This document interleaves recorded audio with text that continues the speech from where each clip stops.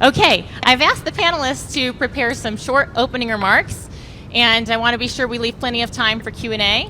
So I'm going to go down the line in this order, starting with Professor Bottom or Jody. Go ahead. The instruction to give you some opening thoughts was accompanied by so many warnings to keep it brief that I really didn't prepare all that much. But what I would like to suggest is we are at such a peculiar moment. Now, in a lot of ways, there's been some small respite on the American campus. We are not in as bad a situation for free speech as we were 2 years ago. There's been some retreat of this woke orthodoxy that's bashing us down. I am a maximalist of free speech, which also puts me at odds with some of our conservative friends.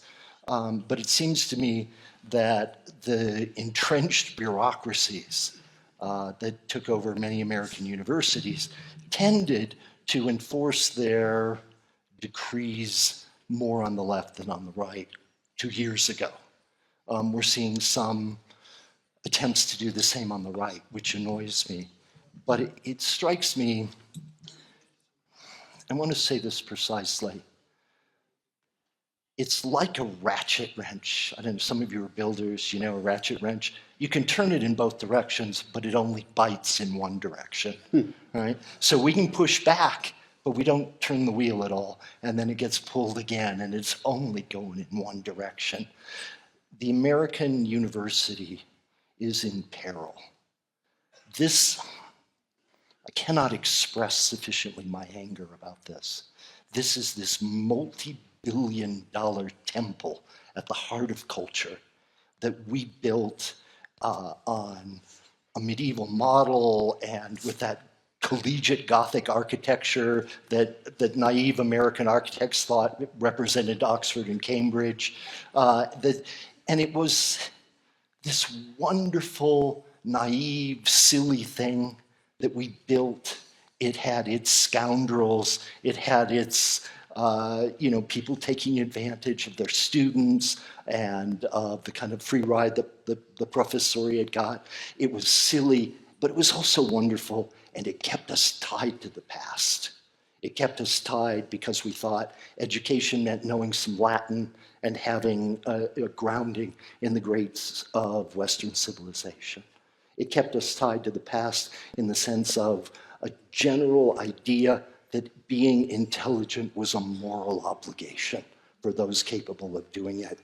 And over these last 30 years, the ratchet keeps biting against it. And I am furious at the destruction of that vision. It had bad stuff in it, but its overall effect was enormously good for the country.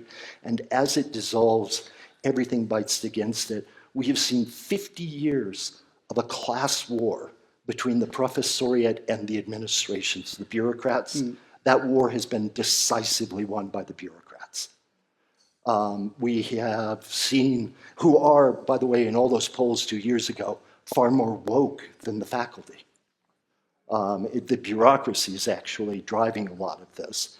The second thing it did was, the second battle here was a kind of American populism from which conservatives are not exempt from blame, which was, why are we teaching our kids Homer when they should just read and, can they read and do math? And conservatives were not exempt from that kind of populism, which, like the ratchet biting in that direction, hurt the universities again. And we can add up all these factors, and the final one that could not come, well, let me mention one more, the decay of manners. Free speech works really well if you have a mannered culture that isn't going to say it in ways profanity. And here, at the weakest moment of American universities ever, we get artificial intelligence. That's just like taking that ratchet and turning it 5 more times. And the university, which, as I said, is a temple at the heart of this culture, is about to fall down. And that should frighten and anger us all. Yes, I'm suitably frightened and angry. But I have been suitably frightened and angry for a long time, and especially because my university, Harvard University, is setting the example for some of these negative utilities in our system. So in 2023, the Foundation for Individual Rights and Expression, FIRE, published its annual college free speech ratings. And guess what? Harvard University came out at the absolute bottom with a rating of 0.00. I'm not sure why they needed the 0.00, but this was, for some of us, a wake-up call, but others of us weren't very surprised. And I want to say, first of all, why this happened, just a few remarks about why I think this happened. And secondly, what we can do about it. If you're interested in the second part, I've written a longer discussion of how we should address this problem of free speech in universities in an article for Law and Liberty. And you can find it probably most easily by going to my website, which is jameshankins.org, all lowercase. And in the conference tradition of shameless plugs, you can also find there my new book, which is coming out Monday from Encounter Books. It's part of the same project that Bill McClay's book is part of with Encounter Books, the Golden Thread Initiative.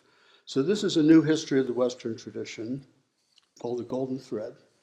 I was going to bring a copy of it with me, mostly to show how much bigger my book is than Bill McClay's book. But it was £7. I put it in the suitcase and I said, I'm going to have to pay extra for this. So anyway, I didn't bring it, but there is some information about it. And it was reviewed in the Wall Street Journal last Friday, if you're interested. So end of shameless plug. I've been at Harvard for 40 years. It was my first job after graduate school. As Bud Balin said to me at the time, Bernard Balin, Hankins, when you start at the top, it's a dead-end job. That was after I got tenure. Everyone was expecting it to be a dead-end job before the tenure process began. Anyway, so one of the first things that happened to me when I went to Harvard is a friend of mine, military historian, the last military historian of Harvard, took me into the Memorial Chapel. And in Memorial Church, there's a Memorial Chapel where nobody goes. And it has on the walls hundreds of names who are the soldiers who fell in the First and Second World War, Harvard students. And at one end, there's a kind of altar with the Harvard banner and the banner of the United States of America crossed like this, okay? So this is what Harvard was like when I got there. The last generation of World War II veterans was still there, guys who had fought in the World War, Bernard Balin, and Dick Pipes and other figures like that who had fought in the Second World War. And the generation that was coming in was the generation that had lived through the Vietnam War. The older generation, unquestioned loyalty, patriotism, love of country. The new generation was not that way. They're much more questioning of America. So in the intervening years, I ran the undergraduate program in history at Harvard. You'll be amazed to believe, to hear, that I managed to reinstitute a Western Civ requirement briefly for about 8 years, and then I went on leave and the department abolished it while I was gone. But we did have a Western Civ requirement for a while. I used to teach a course on how to do research. And we studied history of Harvard because Harvard had 150 archives, and I said students should go to the archive and learn how to do research. And I found out a lot about Harvard in that process. One of the things I found out was that the Great Harvard Endowment was not built by a few $1 billion thrown at Harvard by foreign billionaires. It was built by people like you, people in this room who gave relatively small amounts to the university, and over time they built this enormous endowment. And they did it because they were dedicated. They loved Harvard. They were dedicated to what it was doing, and breaks my heart to see, to see how that all the things that people work for at Harvard are. See, I'm not angry. I'm upset. Sorry. I will compose myself. It breaks my heart to see how all those things that people built are being destroyed. All right. I'm sorry. Excuse me.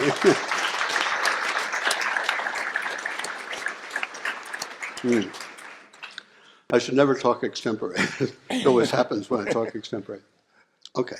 So Harvard became more and more woke. The activist breakthrough was when they got rid of Larry Summers in 2006. That was essentially a feminist coup. That's my opinion. And Larry didn't do as well as he might have done, but he was thrown out, and they brought in a female president whose first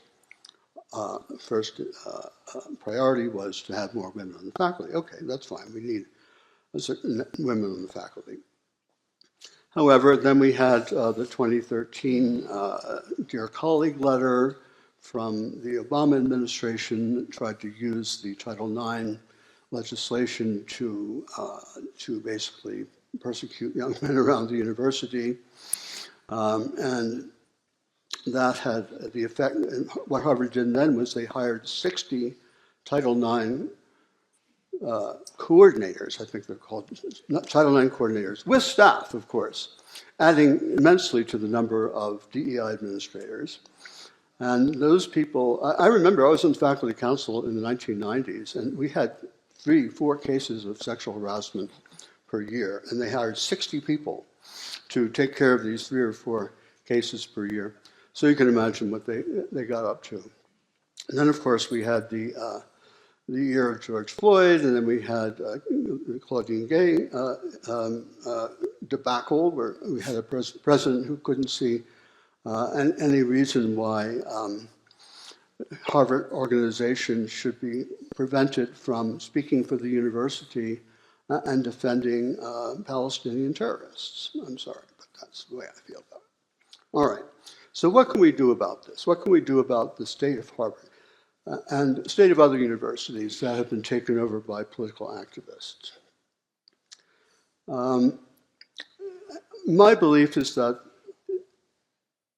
the way to cure this university is to have more balance on the faculty. That's the fundamental thing. When I came to Harvard in 1985, a quarter to a third of the faculty were conservative, known to be conservative, not necessarily Republican, but conservative. People like Steve Thernstrom and Oscar Handlin, major figures in the department. And so nobody ever brought up politics around the table when you knew that there were people who disagreed with you. People are collegial in universities. Now I'm the only conservative left in the Harvard History Department, and they talk freely about turning the curriculum into an activist training camp. Okay? Because there's no pushback except from me, and I'm the oldest member of the department, actually, in terms of years of service, but they don't feel they have to defer to me. In any case, the way that faculty members are appointed is this. The president of the university, or not the president, it's really the dean of the Faculty of Arts and Sciences appoints the chairman. And the chairman of the department is supposedly a consultative monarchy where all the faculty write in and say who we'd like to be our next, secret letters saying who we'd like to be our next department chair, but they ignore us and they choose who they want. The dean. So the dean chooses the chairman. The chairman of the department chooses the department planning committee, which is the department that decides where we're going to hire. To solving this problem of woke takeover, political takeover, is to have a faculty that's more balanced. Okay, so the planning committee is chosen by the hand-chosen chair of the department, and they decide what the priorities are. Then they send the priorities back to University Hall, the administrators, and they decide which of our priorities they like. And then we get lines. So how is this situation going to change? It's again a ratchet. that we ratchet up more and more progressive professors, hard left professors. The younger generation are more hard left than the older generation. So how do you reverse the ratchet? As I say, I wrote a long article about this in Law and Liberty, but my idea is that one thing that university administrators still care a lot about is ratings, where they stand in the ratings. Now, you can ignore the fire ratings because it's right coded, but I think if if we can adjust the rating process, and I know that there are initiatives afoot in the federal government to create new accreditation processes, which would judge universities by their ability to educate students and have tests that students knew about American history and Western history and all those things. If there were a possibility of creating an accreditation system, a rating system, which would actually test what universities do in the 4 years between freshman and senior year, what they've actually learned, something like the British examination system, then that would concentrate them on the educators. And if these accreditation systems had positive American values coded into them, the university would eventually be, the first time that Harvard gets rated number 10 is going to be a crisis point, right? Behavior will change at that point. And I think the administration, maybe you'll disagree with me, but I think the best way to change the behavior of administrators who control this process is by creating an accreditation system that will really encourage achievement and scholarship and science, and not so much reward political activism. That's great. I'm definitely going to ask the full panel a question later on about solutions, but I love that initial kickoff to the solutions conversation. Next, let's hear some opening remarks from Chloe. Hi, good morning, everyone. It's been really wonderful to get to know all of you over the past couple of days, so I'm really excited to share with you about the future of free speech in higher education. So just to connect that to a personal story for you from my side, I spent 20 years of my life in New York City. When I was 8 years old, I told everybody I was going to live in New York and be on television. And that is, what I did. But I went to Columbia University there, which at one time was kind of a hallowed place for me. But I did have to kind of keep down certain viewpoints, sort of sing a song, if you will, in order to get the grades I needed to get, in order to get into the clinical psych PhD program I wanted, which is where I also had to do a lot of self-censoring. And then, of course, as my business grew and I was getting a lot of media attention, which was great for the business, all that TV I wanted, but I always knew that there were certain things I just couldn't say. I never said anything that I thought was untrue, but I always knew that there were just certain things I just better not say. And that worked fine for me until COVID, when, and now I'm going to cry, they wanted to mask my then 3-year-old son. And that was the red line for me. I fled to Florida. I fled to the free state of Florida. Thank you. And that I felt safe for my family, but as a clinical psychologist, I said, how could it be that no other psychologists are talking about the harms of masking children like this? Almost as a public service announcement, I felt I needed to speak up about this. So I wrote an article, shared it with some colleagues to say, am I missing something? How come nobody else is talking about this? Is there something wrong with what I wrote? They said, no, this is all correct, but you shouldn't share it because it could keep people from masking their children. And so I said, okay, this is crazy. So I went ahead, I shared the article. Dr. Jay Bhattacharya picked it up. All kinds of great people picked it up. I found it. That's how we became connected. Thank you. Thank you. I was in Florida having great conversations with people like Hadley and many other people.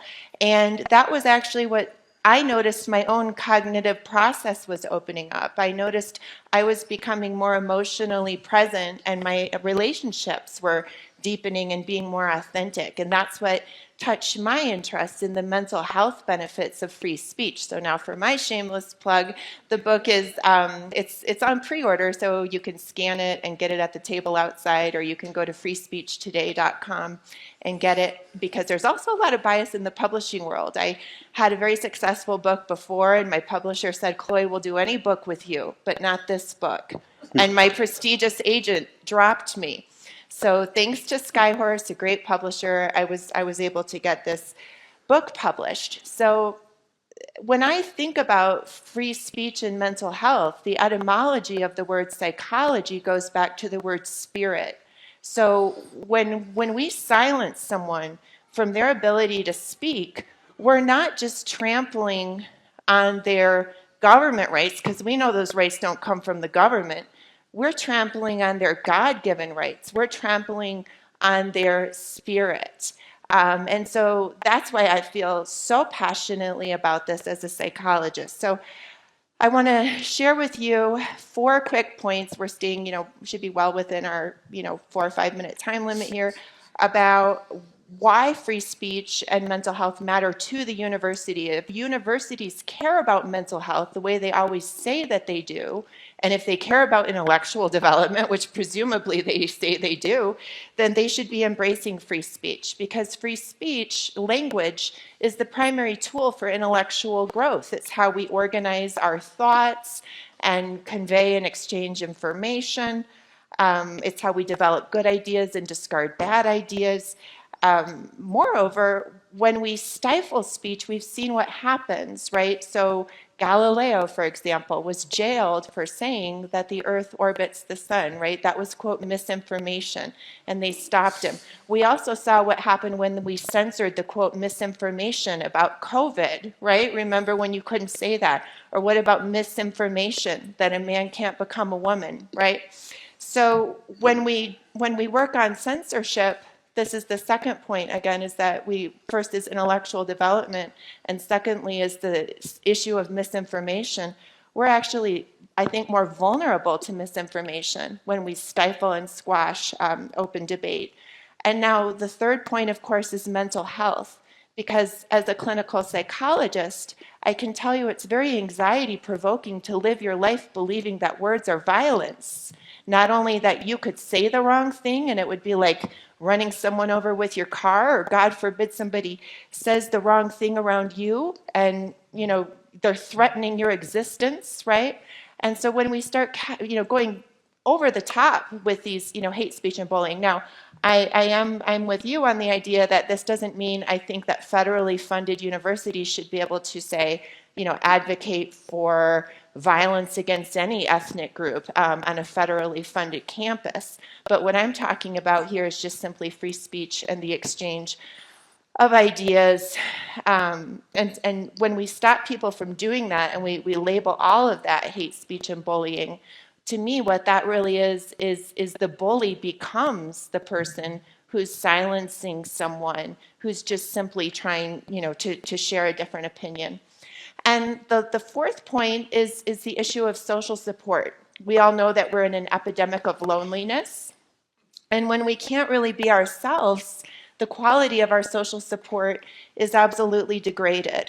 And so we know that intellectual communities need vibrance. We need communication. I have felt so charged up by communicating with all of you this weekend. I feel like a light bulb, And so when we're on our college campuses, when we're in those classrooms or wherever that we may be, it's partly social support, it's partly a collegial relationship, as well as the spirited debates that we need to be having. So I just want to say again that this is a extremely important topic for me. And if we want students to thrive at universities, and if universities care about mental health and intellectual development, then they must embrace free speech. They can do that at freespeechtoday.com. I'm so eager to host book clubs online, whether it be at universities or if you have, kids or grandkids or just, any other type of book club or environment. My book talks about the cognitive and emotional benefits of free speech, as well as practical tools for speaking up, as well as for listening, since we also know that listening respectfully during a disagreement is an essential part of dialogue. So thank you all.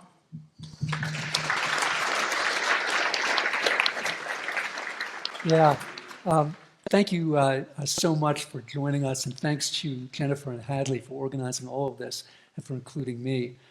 Hadley told us to limit our introductory remarks to 4 minutes, and I think what we just learned is that if you're a university professor, you're congenitally unable to do that. I mean, 4 minutes, dude, I mean, that's what it takes me to clear my throat. Anyway, because I write about the history of universities and schools, and because I also write about free speech, especially since October 7th, 2023, journalists have been calling me just to get my take, like, what's going on? What have we learned about campuses and free speech? And here's what I think we've learned. We're all Marxists now, but not in the way that you think. Not in the Karl Marx way. We're definitely not that, okay? I teach at the University of Pennsylvania. Half of my students go into finance or consulting. If I'm a Marxist, I'm a really bad one. And I should be fired, not for being a Marxist, but for being a bad teacher. So I'm not talking about Karl Marx. I'm talking about a Marx that was much more important in my own family lineage. I speak, of course, of Groucho Marx. And it was Groucho Marx who most famously said, if you don't like my principles, I've got others.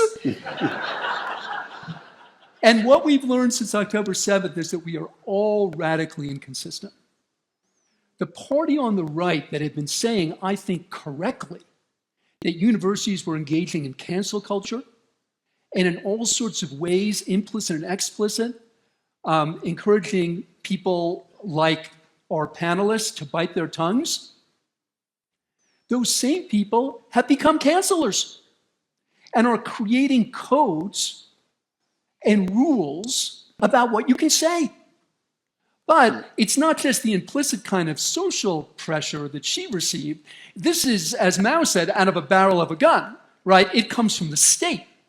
That is, the government is defining anti-Semitism and is threatening to penalize people who say things that it thinks are anti-Semitic. Now, I'm a Jewish person, and I will tell you that there has been anti-Semitism on our campuses. But I'm also, like you, a lover of freedom. And I will not allow anybody to define that in a way that allows them to tell you what's hateful. I will not abide by that. I think the right is absolutely correct that this trope of hate speech has been used to muzzle them. Well, if you love freedom, don't do it to somebody else, period. Now, on the left, equal amounts of hypocrisy, possibly more. All right? This is the same team that was telling us pre-October 7th that speech is a form of violence and that we need to limit it, especially to protect the delicate psyches of different members of the campus community. Now, when it comes to, from the river to the sea, Palestine must be free, they've gone all ACLU on us, right? They're civil libertarians, and they're saying, no, we have a right to free speech, and we have to protect that. Now, let me be clear. I do think that speech should be protected. I understand and sometimes agree that it could be anti-Semitic, depending on who's speaking and who's listening. But again, I don't want the university president or the national president to be defining any of that. So that speech must be protected. But you would hope that the people who are now claiming, I think correctly, that it should be protected, might go back a little bit in time and maybe say that, like, somebody out there might think from the river to the sea, Palestine shall be free, sounds a little violent, and that's not a legitimate reason for censoring it. But again, there's been no acknowledgement of that, right? No recognition that, in fact, they're taking a position that's perpendicular to the one that they took before, just like the right is. Now, the most common question I get from my students is, why are you so vociferous about the question of free speech? And here's what it is. I'm an educator. And I believe that we can't educate each other unless we have free speech. Our education, if it's meaningful, relies on the exchange of ideas. And if people like our brilliant panelists are biting their tongues, all of our learning will be inhibited. All of us will suffer. All of us will learn less. The other reason is because I am a patriot and a lover of freedom. But I think the story I tell about America might be slightly different than the one you heard from Bill McClay, by the way, whose work I've always been an admirer of, but met for the first time in person last night, because that's how we live. The story I tell about America is that we've never agreed about the story. And the richness of America comes from our right to narrate it on our own. I don't think anybody should be allowed to tell you what America means. I think that's up to you. And no educator, no politician should determine that for you.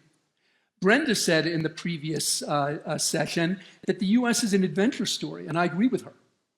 But I think the adventure is the multiple stories that we've told about this country. And as an educator, I want my students to grapple with those multiple stories and decide what their America is.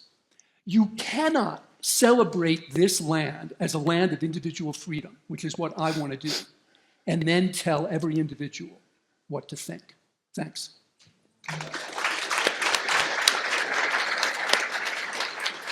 Thank you. Before I jump in with a couple of questions, are any of the panelists just itching to respond to something that someone else said? I have something for, wow, boom.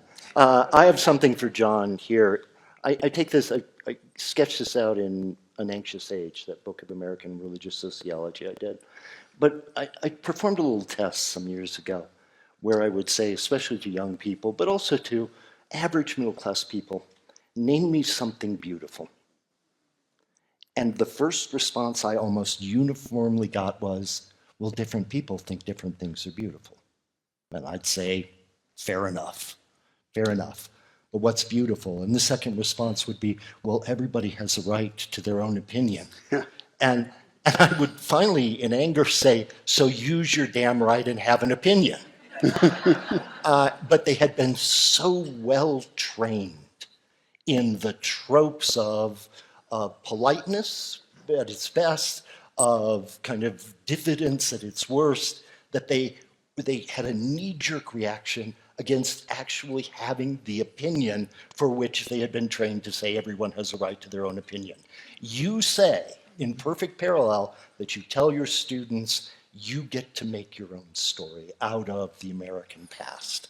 You get to invent yourself. And what do they take from that? They don't, because what we teach is not necessarily what they learn. And what are they going to take from that? My fear is they're going to take from that exactly what these people who piously intone that everyone has their right to their own opinion, they're going to intone a lesson of intellectual and moral relativism out of that, instead of a lesson of speaking up and standing up and being eccentric, you know, being yourself. John Stuart Mill in On Liberty complained enormously about the dying of eccentricity in Victorian England. Fitzjames Stevens replied that a man claiming there's insufficient eccentricity in Victorian England is like a man crying drought in the middle of Niagara Falls. And this is, you know, we need to encourage that and not this lesson of diffident relativism. I mean, I take Jody's point. I think it's a really good one. And I don't think intellectual pluralism should absolve you from taking a position. And I don't let my students do that. I demand that they take a position. But I don't feel like an informed view is truly informed unless they've engaged with these different stories, unless they've really confronted the pluralism of America.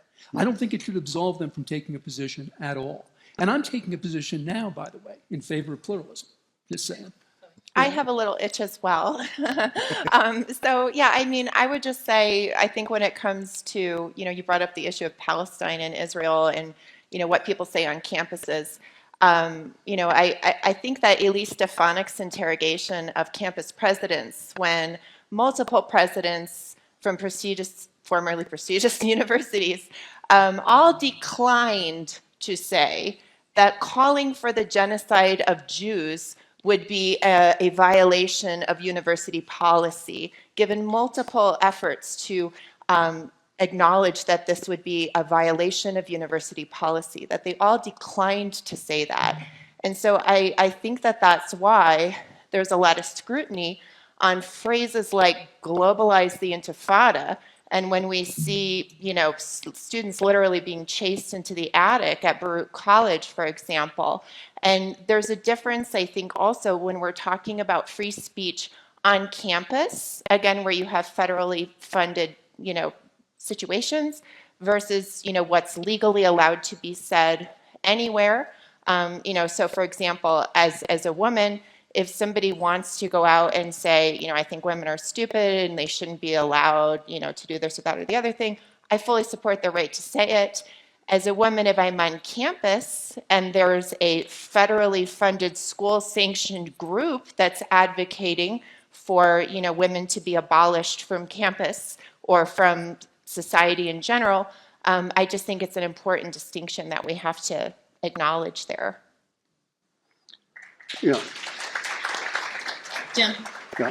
I have a brief comment about everyone having their own interpretation of the American past. So I have an architect friend who says, architecture is an art, but you have to keep the rain out. And history is an art, but you've got to get your facts straight. And there are some histories that are better than other histories. So I think one of the things we need to be telling students when they come up with their own interpretation of history, it's possible to do this well or badly. And you're on board with that, I'm sure. 100%. But I don't like this idea that everyone's interpretation of history, everyone has a right to have their own interpretation. I guess they do, but we don't have a right to believe. And I think We need should to be raise our teaching. voice against the ones we think are We need flawed to or be not based teaching. in fact. Yeah, we need to be. But we need to be teaching the art of history and the science of history. We need to be teaching them how to discriminate between good and bad histories. And I think Bill McClay's book does that very well. And I think if I had to compare Howard Zinn and Bill McClay, I think one could, on objective historical grounds, say that Bill McClay's book is certainly more balanced and better history. So that would be my proviso. So I just did my syllabus for the spring. I'm playing with it because I have some time, but what I've asked them to do is read Bill McClin and Howard Zinn, because that's what I believe in. We love to compare various perspectives at the Steamboat Institute, which is why we sponsor so many debates through our Campus Liberty Tour. I've noticed a trend during our Freedom Conference this year that the topic of higher education has come up in a lot of other panels, including the panel that we had yesterday about media, including some of the conversations about America's role in the world. I think when we talk about psychology or medicine or many of the other fields that might be dominated by educated elites in our society, a lot of these conversations come back to education and what people are learning when they go off to college campuses. So my first question for the panel is, how important is what is happening on campuses as it relates not just to free speech, but also to what I might describe as a lack of ideological diversity on campuses? How does that affect our other institutions and the other areas of life in America? Hugely so, hugely so. So I actually give a lot of corporate talks and workshops and things like that. And I see them using the research, and I put that in quotes because I think that there's been a lot of insight about the quality of the quote research and its lack of replicability and its ideological bent. I've worked in a lot of psychology labs. I've seen how the sausage gets made, and I think that the ideological influence is absolutely shaping the research. And then you have a bunch of HR teams and they're well-meaning, but they go around saying, oh, well, research says that we have to, have people identify their diversity of this and that because that will help us to be more productive. And it's actually, not necessarily true. And then we also have a lot of students, and I've worked as a university counselor and with a lot of corporate America, and I've seen them come out, very well trained to believe that it would be cruel and hateful of them to say, well, why is it, that we have a women's affinity group here, but we can't have a men's affinity group, right? And then because they can't say that and they can't talk about it, we can have a lot of passive aggression, a lot of quiet resentment, or again, just that tamping down of your intellect overall. So I think that's a good question. I'm curious what other people think too. Yes, in terms of the effect on the wider society, I had a colleague, Steve Thernstrom, who's a very distinguished American historian. I mean, one of the first people really to do serious quantitative history. And Steve, a few years after I arrived, 3 years after I arrived, he was found guilty of doing history. He was teaching a course in the southern United States, and he wanted his students to understand what it was like to experience the slave system from the point of view of the slaver, right? And he is a person of impeccable liberal principles who would never approve slavery for a second. And that was absolutely clear throughout his course. But he decided he would read from a planter's diary. And apparently, we didn't have the word trigger yet, but we did have the word uncomfortable, right? So students were made uncomfortable, and he was called up before a committee for racial insensitivity and so forth. He was doing what historians do, which is enable you to understand other minds. So in my view, the purpose of a liberal education should be to make you profoundly uncomfortable, right? If you've gone through 4 years of education, you've never questioned anything, you've never been challenged, you've never modified your ideas, there's something wrong with that, right? And that's what I think this sort of cancellation does. It makes people unwilling to change their mind. It makes people unwilling to get inside the heads of other people and understand them, even people who you find repulsive. And now everybody finds everybody else repulsive, surprise, surprise, right? Because they have never made the effort. And this sort of cancellation, I think, has had a general influence in our society where people simply are unwilling to try to understand the other person's point of view. Yeah, I mean, look, I share all of Jim's outrage about that episode. I knew Steve and Abigail Thernstrom, and that was outrageous. But if you go and read the New York Post coverage or the Journal's coverage, the Wall Street Journal of Muhammad Khalil, one of the things you'll see is that there were complaints in classes he was in by other students who said, lo and behold, you can't make this up, that dude is making me uncomfortable. And I have no doubt that he did. Just like I have no doubt that the people in Steve's class were in some ways felt uncomfortable. But once that becomes the rubric, once that becomes a barometer of what can be said and thought, then speech and education are just over. To address Hadley's question about the importance of having ideological diversity, I'm one of the founding members of Heterodox Academy, which is an effort to do exactly what's being described here. That is to bring in more points of view. Now, why? Again, for me, it comes down to teaching. It comes down to education. It seems to me that if you're exposed to only one point of view, you will learn less. And this is the problem. John Shields, who's a friend of mine at Claremont and was actually my daughter's undergraduate mentor, he had a great piece in the Wall Street Journal recently about a good use of AI, which is he and his colleagues used AI to scan 27 million syllabi, something you could never do without AI. And his question was pretty simple. If you assign Ta-Nehisi Coates, are you assigning, Michael Fortner, who's criticized Coates? If you assign Edward Said, are you assigning, say, Ian Baruma or somebody else who's criticized Said? And the answer was no. So that's a ripoff, dude. Like, that's a ripoff of our students. If we're only exposing them to one point of view, no matter what that view is, we are miseducating them, period. Because our time is short, I want to move to the solutions question because several members of the audience are curious about this as well. What can be done? What should be done? Do we think that there are potential solutions on the horizon that could improve the culture on college campuses when it comes to free speech, when it comes to the free exchange of ideas? Well, you mentioned changing the rating system. I'd like to hear from other members of the panel if they have suggested solutions as well. Go ahead, Chloe. Yeah, I mean, I think it's really important to have an ally. So, for everyone, I'm sure we all know a young person who's going to an institution like that right now. And I think that there's a certain amount of preparation that we can do of saying, okay, you're probably going to encounter this type of ideology. Let's read the university policies about, quote, hate speech, discrimination, open discourse.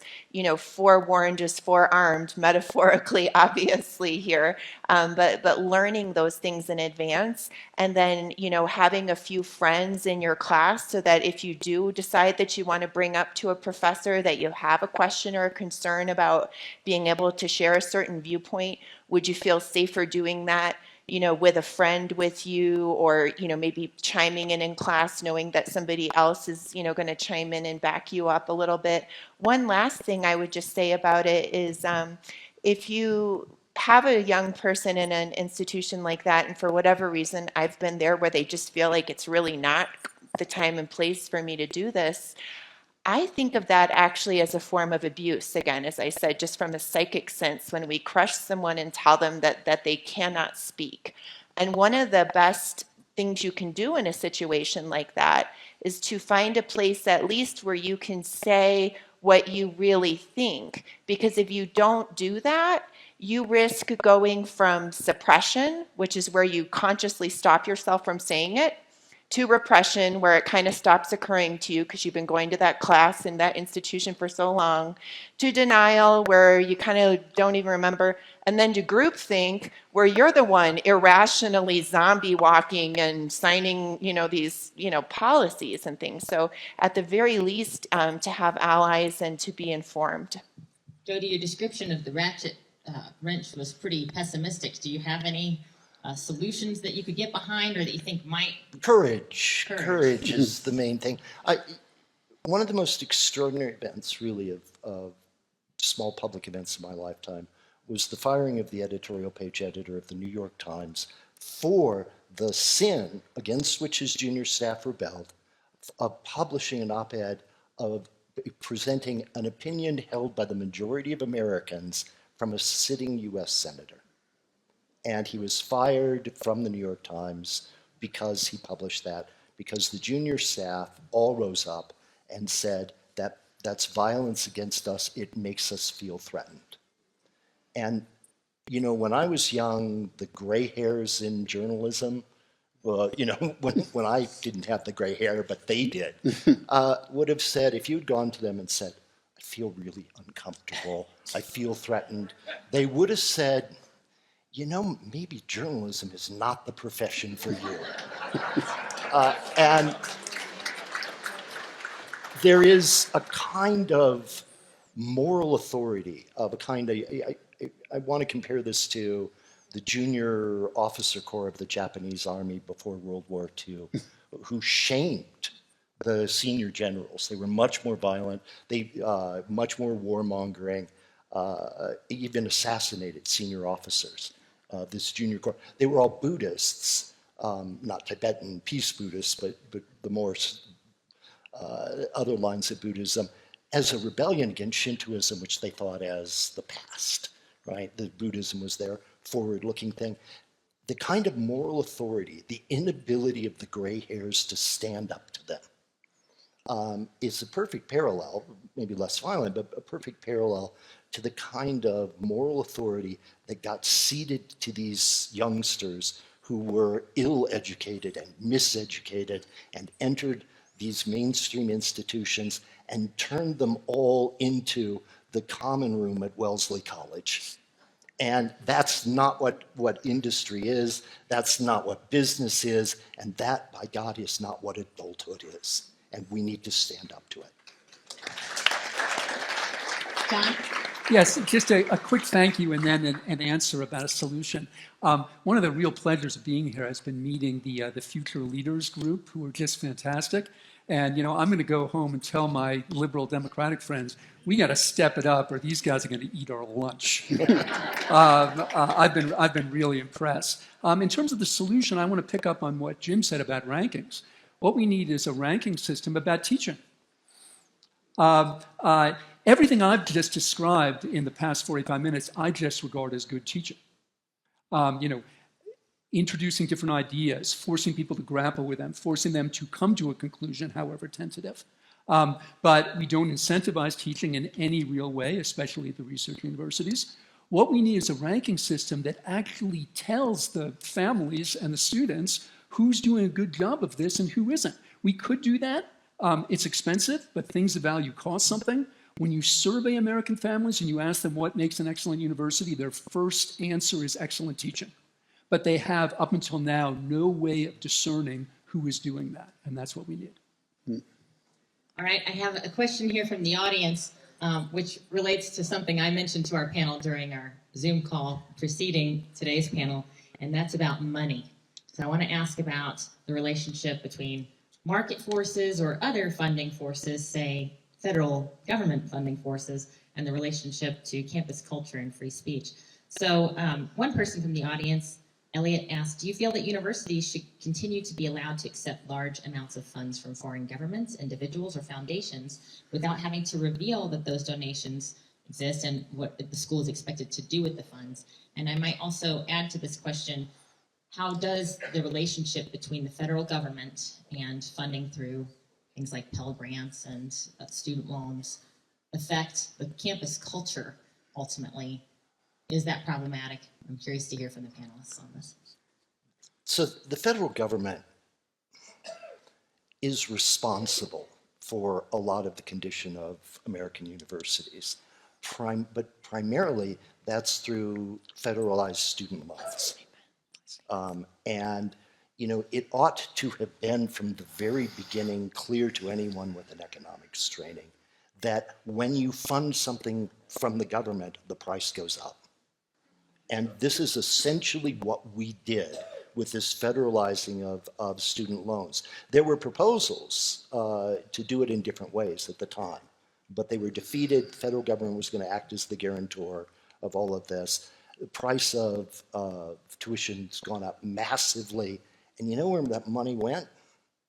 To the massive growth of the bureaucracy, which at many schools now massively outnumbers the teachers. But I've now seen Stanford and Yale listed as schools that have more administrators than they do undergraduate students, right? And that growth was financed by you through the federal guarantees of the student loan programs, And why did we do it? We did it in a pious belief, which I think never got questioned. Maybe it's true, but it never got questioned, that a college degree is the marker of the middle class. And we wanted to elevate people into the middle class. We wanted to establish the middle class. At least the founders of these programs did. It was never, actually, the question was never asked, do you get a college degree because you have the virtues of the middle class? Or will getting a college degree give you the virtues of the middle class, which is to say, a certain sense of savings, of household ownership, of the rest of the things that we would put into those categories. We never asked that question. As a result, we simply dumped all this money in, I think far outweighing any kind of foreign emoluments that have come to the universities. And we paid for it. And the bureaucrats won the war in part because they had the money. Right? It didn't go to the faculty, it went to the administrations to spend.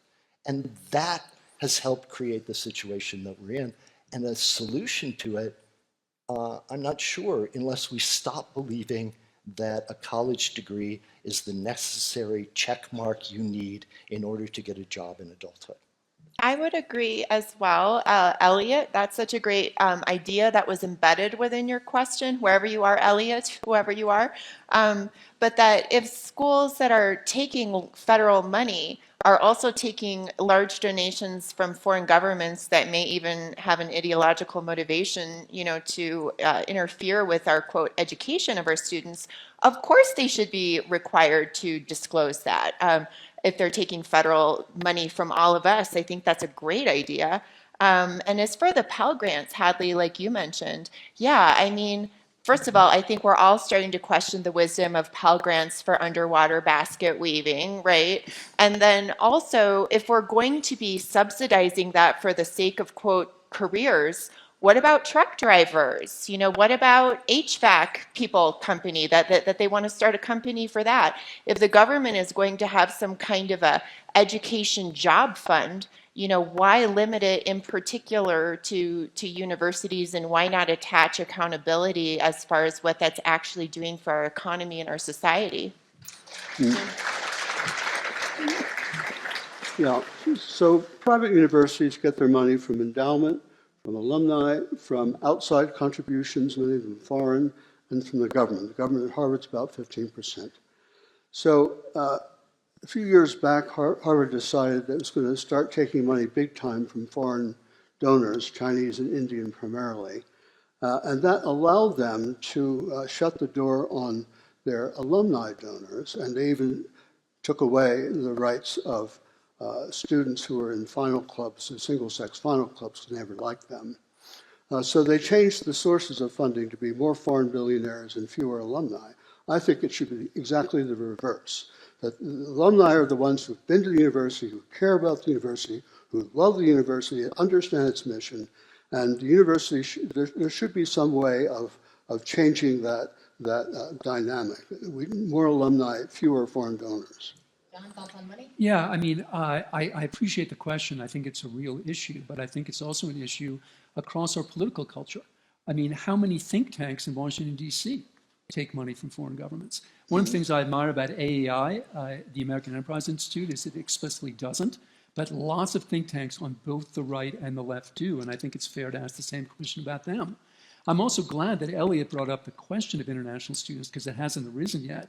Obviously, it's a much contested one, the whole question of visa applications and everything. But there's one dimension of the story that hasn't come up among us freedom lovers today that I think should, which are the free speech rights of the students who come over here. So ProPublica did a big expose about this a couple of years ago. But students, for example, from China, which was mentioned, reported that they're afraid to speak up in class because they don't know who's listening. Right. They're afraid that somebody is going to report them to their government back home.